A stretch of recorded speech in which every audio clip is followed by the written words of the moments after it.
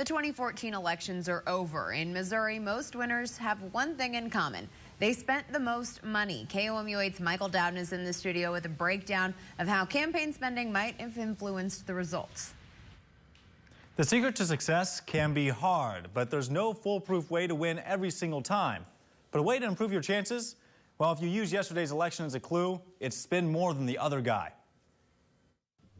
This fall, our TVs were flooded with campaign commercials. Missouri's most independent legislator, John Wright. Sometimes the money and the results don't correlate, but other times they can show a telling tale.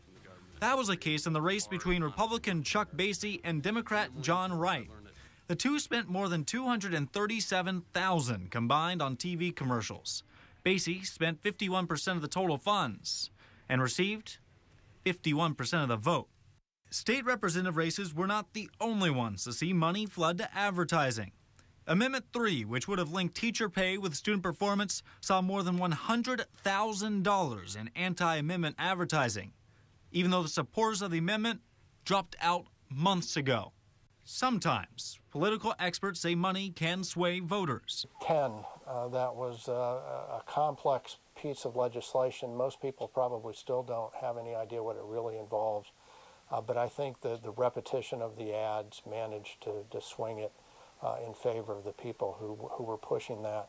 The Missouri Club for Growth paid $78,000 for these advertisements, which helped Amendment 10 gain 57% of the vote and change the system of checks and balances in the state of Missouri's budget for the foreseeable future. In a local election, Citizens for a Better Columbia spent $78,000 to shoot down Proposition 2. That's equivalent of spending $5 per no vote. The other side only spent $5,000, and that's equivalent of spending less than 2/4 per vote.